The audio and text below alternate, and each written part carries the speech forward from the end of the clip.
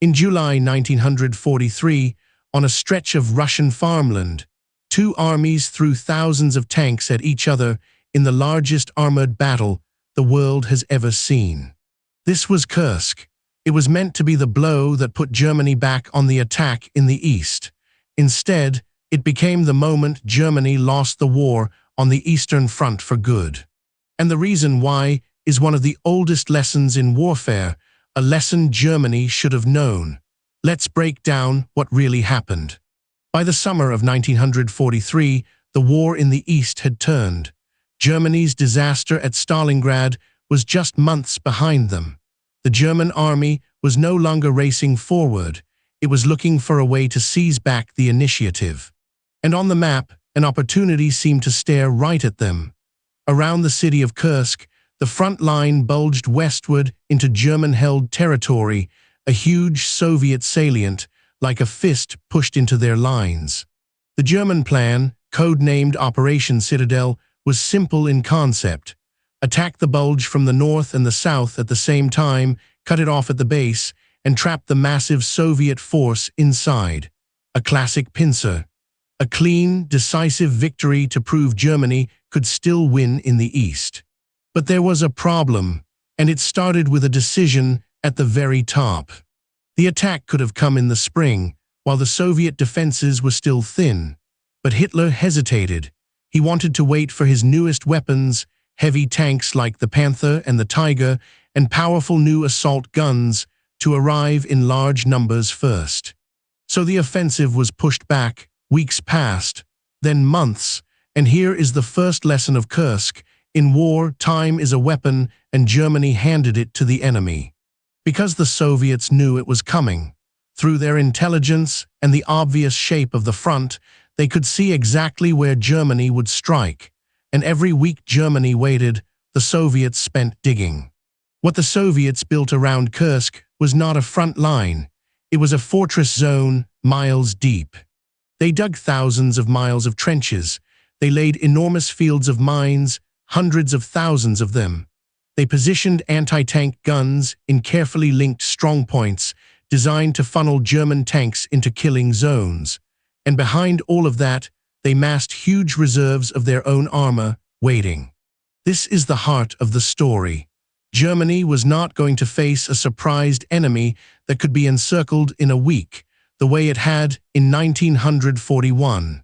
It was going to drive straight into the most heavily prepared defenses of the entire war. On the 5th of July, 1943, the German attack began. And from the very first hours, it was unlike anything before. There was no lightning breakthrough. German tanks crawled forward into minefields and walls of anti-tank fire. Each mile had to be paid for. In the north, the German advance was nearly halted within days, grinding to almost nothing against the deep Soviet belts. In the south, the Germans pushed deeper. And there, near a small town called Prokhorovka, German and Soviet armor collided in one of the most famous tank clashes in history. Hundreds of machines maneuvering and firing at close range across the dust and smoke. The fighting was immense, but for Germany, even where it gained ground, it was not winning the way it needed to. The pincers were not closing. The Soviet defenses bent, but they did not break. So why did the most experienced armored force in the world fail here? Start with the obvious lesson, the one as old as war itself. Attacking an enemy who knows you are coming, exactly where you will strike, and who has had months to prepare, is the hardest thing an army can do. Surprise was Germany's greatest weapon, and at Kursk, it had thrown surprise away.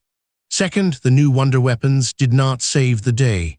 The heavy tanks Hitler waited for were powerful, but they were never going to be enough on their own against defenses this deep. The delay that brought them cost far more than the tanks could win back. And third, the balance had shifted. As the German offensive stalled, the Soviets launched their own massive counterattacks against the worn-down German lines. Germany had committed its best armored reserves here, and now those reserves were spent with no decisive victory to show for it. After Kursk, something fundamental changed, and it never changed back. Before Kursk, Germany still chose where and when to attack in the east. After Kursk, it almost never would again. From this battlefield onward, the German army was on the defensive, retreating west, mile after mile, all the way back toward Germany itself. That is the real lesson of Kursk. The initiative, the power to decide where the next blow falls, is one of the most precious things in war. Germany spent it here, against a prepared enemy, on ground the enemy had chosen. And once it was gone, no single weapon and no single battle could buy it back. The greatest tank battle in history did not end the war, but it decided which way the war would now flow. Our story has stayed on the brutal Eastern Front for a while now. Next time, we cross to the other side of the world, to a single morning in the Pacific, where 4 aircraft carriers and the course of a war were decided in minutes, the Battle of Midway. Subscribe, and we'll see you there.